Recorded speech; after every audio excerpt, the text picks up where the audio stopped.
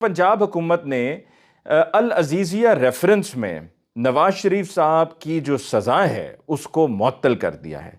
बंदा इनसे पूछे कि आप होते कौन है ये सज़ा मुअत्तल करने वाले, आपको ये इख्तियार किसने दिया है सज़ा मुअत्तल करने वाला? आपका और शरीफ फैमिली का, यानी कि पंजाब हुकूमत के करता धरता का, वज़ीर आला पंजाब का ख़ास तौर पर, और नवाज शरीफ साहब का जो गठजोड़ चल रहा है, ये सब जानते हैं। जो वज़ीर आला पंजाब है उनके बारे में कहा जाता है कि जी वो जरदारी साहब के मुंह बोले बेटे हैं, पर मेरा ख्याल में अब उनको वो नाराज़ कर चुके हैं जरदारी साहब को, और अब उनके ज़्यादा ताल्लुकात और ज़्यादा झुकाव मियां मोहम्मद नवाज शरीफ साहब और शहबाज शरीफ साहब के साथ है। यही वजह है कि वो लंदन में जाके स्टैनो प्लेस में, जहां पर नवाज शरीफ साहब के बेटे का दफ्तर है, वहां पर जाकर वज़ीर आला पंजाब मोहसिन नकवी ने उनसे मुलाकात भी की। और ये था सही मानों में, इसको सही में आप कह सकते हैं लंदन प्लान। एक 2014 के लंदन प्लान की बात करते हैं ना, वो तो कोई लंदन प्लान नहीं था। असल लंदन प्लान ये था जिसको कामयाबी से एग्जीक्यूट किया गया है, और उसकी एग्जीक्यूशन आज आपने देखी है। और उसकी एग्जीक्यूशन में सजा मुअत्तल करने में अगर ये रेफरेंस दिया जाता है कि जी ये क्रिमिनल प्रोसीजर कोड के 401 सेक्शन है, उसके मुताबिक ये किया गया है। और यह कहा गया है कि जी 2019 में भी ये हुआ था, जब उस वक्त पीटीआई की गवर्नमेंट थी पंजाब में। तो जनाब, मैं इंतहाई एहतराम से आपसे अर्ज करना चाहता हूं, हाथ जोड़कर अर्ज करना चाहता हूं कि बराए मेहरबानी ये तो समझा दीजिए कि क्या आप मुंतखब हुकूमत हैं या आप निगरान हुकूमत हैं? आप निगरान हुकूमत हैं, आपके पास मैंडेट ही नहीं है, आपके पास वो इख्तियारात ही नहीं है। आपका काम सिर्फ इलेक्शंस तक हुकूमती मामलात को देखना है, और आप कोई वो तकर्रियां और वो सब कुछ नहीं कर सकते जो आप जनवरी सन 2023 से लेकर अब तक करते चले आ रहे हैं। आप जो ठाट बाट इंजॉय कर रहे हैं, जो आप कभी कहीं जाकर जो है वो एफिशिएंसियां कर रहे होते हैं, नंबर बना रहे होते हैं, कभी कहीं पहुंचे हुए होते हैं, ये सब आपका काम नहीं है। आपका काम था कि सिर्फ 90 रोज के लिए आपने आना था, 90 रोज में इंतखाबात होने थे, और उसके बाद आपने अस्सलाम वालेकुम घर वापस चले जाना था। लेकिन जब आप आए, तो आप जब आ रहे थे तो आपको मालूम था कि आप पक्के पक्के आए हैं, आपको कोई हिलाने वाला नहीं है, और ये 90 रोज वाला कोई चक्कर भी नहीं है। लेकिन उस सब के बावजूद आप निगरान थे, निगरान हैं और निगरान रहेंगे। आप मुंतखब नुमाइंदे नहीं हैं, आपके पास मैंडेट नहीं है। तो आपने किस तरह से नवाज शरीफ साहब की सजा को मुअत्तल कर दिया? जो आप सन 2021 का 2019 का जो आप हवाला देते हैं कि तब भी जब पंजाब गवर्नमेंट पीटीआई की थी, तो यही 401 क्रिमिनल प्रोसीजर कोड का, इसके मुताबिक नवाज शरीफ साहब की सजा को मुअत्तल किया गया था। तो जनाब उस वक्त एक मुंतखब हुकूमत थी, और जनाब उस वक्त प्लेटलेट्स बड़े गिर चुके थे, और जनाब उस वक्त अगर प्लेटलेट्स के गिरने के बाद इलाज के लिए बैरून मुल्क ना भेजा जाता तो मामलात किसी और तरफ जाते हुए नजर आ रहे थे। यही तासुर दिया गया था, यही कहा गया था कि जी नवाज शरीफ साहब को जाने दो। अगर ना जाने दिया गया तो खुदा ना खास्ता हालत बिगड़ भी सकती है और कुछ और भी हो सकता है। तो इसलिए उस वक्त की पंजाब गवर्नमेंट ने कंडीशनली पंजाब गवर्नमेंट ने सजा को मुअत्तल किया था, और वो मुंतखब थे। आपके पास तो वो आपकी हैसियत ही नहीं है, आप तो वहां पर पहुंच भी नहीं सकते हो। कल को हो सकता है सेनेटर लग जाओ, कल को हो सकता है कि इसी तरह से कहीं पर आपको नवाज दिया जाए, को मुशीर वशीर बना दिया जाए। यही आप चाहते हो ना कि जब आपकी ये मिनिस्ट्रियां जाएं, पंजाब गवर्नमेंट की या फेडरल गवर्नमेंट के निगरानों की, जब ये मिनिस्ट्रियां जाएं, जब इक़्तिदार खत्म हो, जब ये इक़्तिदार के मजे खत्म हो, तो आपको कहीं पर कोई मुशीर बना दिया जाए, कहीं पर कोई आपको और ओहदा मिल जाए, आपको सेनेटर बना दिया जाए, ताकि ठाट बाट लगे रहें। हाथ में डायरी हो जिस पे लिखा हुआ हो, सरकारी डायरी हो जिस पे लिखा हो जी गवर्नमेंट ऑफ पाकिस्तान। आप ये चाहते हैं, और आप इस वजह से सब कुछ कर रहे हैं। फिर उसके बाद आप ये देखिए कि एहतसाब अदालत में जो जज हैं मोहम्मद बशीर साहब, मैं तो हैरान हूं। मुझे तो लग रहा था कि मोहम्मद बशीर साहब कहीं ये ना कहें कि खुदारा ऐसा ना कीजिए, नवाज शरीफ को यहां ना लेकर आइए। नवाज शरीफ साहब कहां है? नवाज शरीफ साहब मरी में है, मैं मरी जाऊंगा खुद उनके पास चलकर, उनको आने की क्या जरूरत है? जैसे कि कल अनवारुल हक काकड़ साहब ने, मैं क्या कहूं अनवारुल हक काकड़ साहब को, कि जो कल उन्होंने एक्सप्लेनेशन दी कि नवाज शरीफ साहब तो पाकिस्तानी शहरी हैं, और अगर नादरा का अमला एयरपोर्ट पर चला गया है तो बायोमेट्रिक उनका हक है। तो फिर कल को मुझे भी फोन करके कहना चाहिए कि भाई मैं इस्लामाबाद एयरपोर्ट, लाहौर एयरपोर्ट या कराची एयरपोर्ट पर बैठा हुआ हूं, भाई जरा अपना सिस्टम विस्टम ले आओ, मैंने अपना बायोमेट्रिक करवाना है, या मैं घर में बैठा हूं मेरा बायोमेट्रिक कर लो। क्या तमाशा लगा हुआ है? आप सिस्टम का तमाशा बना रहे हैं, सिस्टम का मजाक उड़वा रहे हैं, पूरी दुनिया हंस रही है, हम सबको भी समझ में आ रही है कि सिस्टम के साथ क्या हो रहा है। ये सिस्टम तो है ही नहीं, ये तो सिस्टम के साथ खिलवाड़ पे खिलवाड़ पे खिलवाड़ होता चला जा रहा है। और कब तक होता रहेगा? खुदारा इसको बंद कर दीजिए, खुदारा इन इदारों की मजीद तौहीन होने से रोक दीजिए, इनको मजीद जलील होने से रोक लीजिए, इनकी जो बची कुची इज्जत है उसको रहने दीजिए, उसको भी, उसका भी तिया पांचा एक ना कर दीजिए। तो फिर उसके बाद आगे आप देखिए कि एहतसाब अदालत में नवाज शरीफ साहब मोहम्मद बशीर साहब के पास गए। ये वही थे जिन्होंने इससे पहले भी कहा था कि जी कोई मसला नहीं है नवाज शरीफ साहब की, जब ये हिफाजती ज़मानत वाला मामला था कोई एतराज़ नहीं है उनको।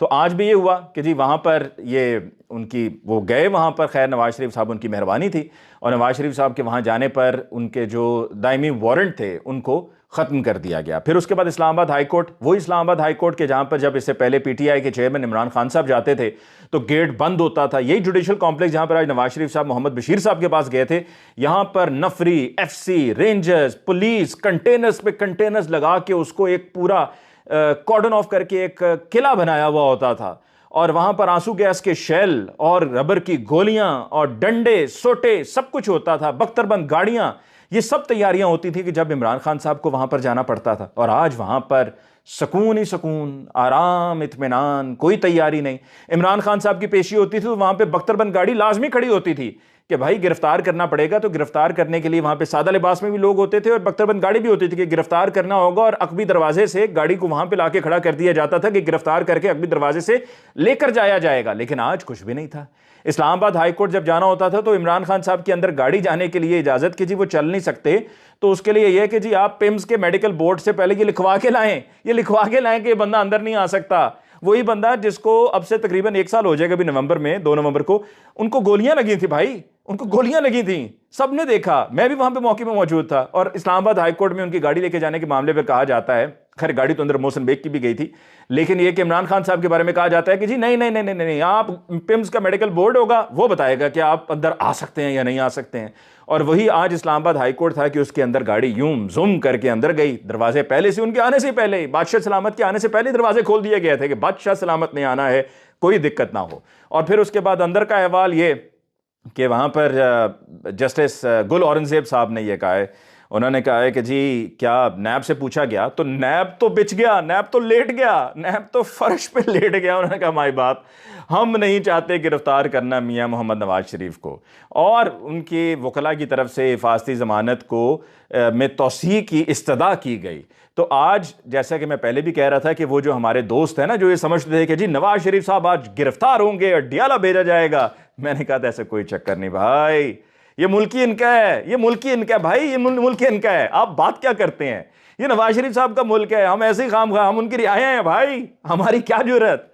तो नवाज शरीफ साहब का मुल्क है। अब अजीब बातें कर रहे थे यार, अब सब कह रहे थे कि अब नवाज शरीफ साहब को गिरफ्तार करके जेल। मैंने आज भी लिखा कि भाई अगर गिरफ्तारी होनी होती ना तो बख्तरबंद गाड़ी बाहर हो, कोई बाहर इंतजाम हो कि उनको गिरफ्तार करना है, गिरफ्तार करके उनको जेल लेके जाने हैं अडियाला। कोई तैयारी थी नहीं थी, क्योंकि सब पहले से सेटिंग चल रही थी, सब मामला पहले से तयशुदा थे कि जी आज नवाज शरीफ साहब ने गिरफ्तार नहीं होना।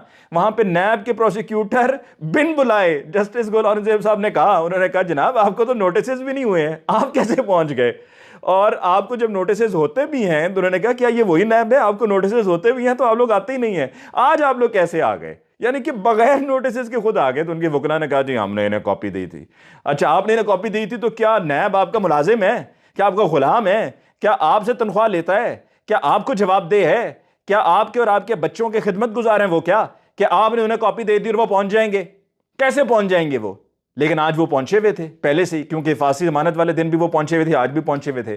जस्टिस गुल औरंगजेब साहब ने कहा कि जी अगर आज हम कहें कि जी नवाज शरीफ साहब को गिरफ्तार कर लिया जाए तो क्या आप गिरफ्तार करेंगे, तो आगे से ये जवाब नहीं दे रहे कि गिरफ्तार करेंगे या नहीं करेंगे, वो आगे से कहते हैं जी हम तो कह रहे हैं हिफाजती जमानत मंजूर कर लें, हम तो कह रहे हैं हमें हिफाजती जमानत पे तौसीह होने पर, हिफाजती जमानत मंजूर होने पर हमें कोई एतराज़ नहीं है। तो आप इसी से अंदाजा लगा लीजिए कि हमारा सिस्टम कहां पर खड़ा है, हम किस तरह से इस सिस्टम को एक्सपोज कर चुके हैं। नैब किस तरह से एक्सपोज हो चुका है। नैब जो है वो एक बतौर इदारा उसकी अहमियत खत्म हो चुकी है। इससे तो बेहतर है कि नैब इदारे को खत्म कर दिया जाए।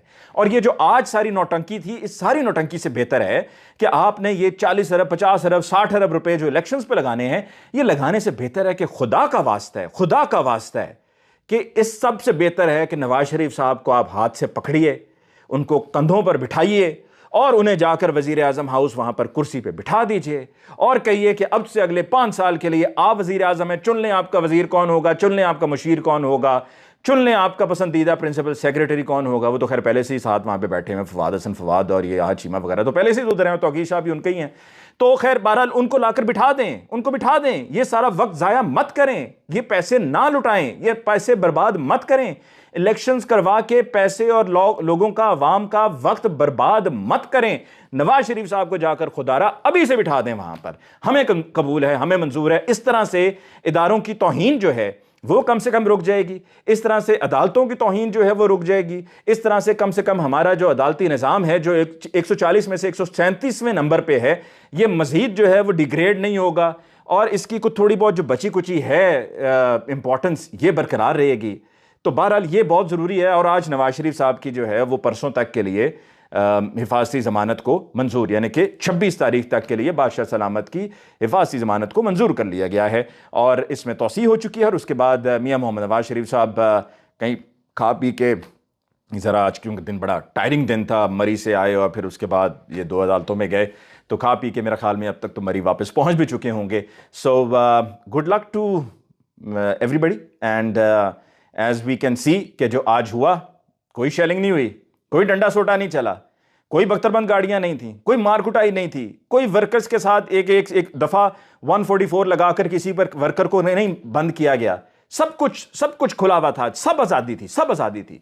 यहीं पर अगर पीटीआई के लोग होते ना, मैं ये कहता हूं करना है ना तो सबके साथ करो, पीपल्स पार्टी के साथ करो, पीएमएलएन के साथ करो, पीटीआई के साथ करो, सबके साथ करो, बराबरी के साथ करो, यकसा सलूक की होना चाहिए, कोई तफरीक नहीं होनी चाहिए। अगर सब गंदे हैं तो सब गंदे हैं, सबका गंदे होने को गंदा बोलना, ये नहीं कि कल को अब एक को आज अब गंदा बोलें, कल को गोद में बिठा लें, ये नहीं हो सकता।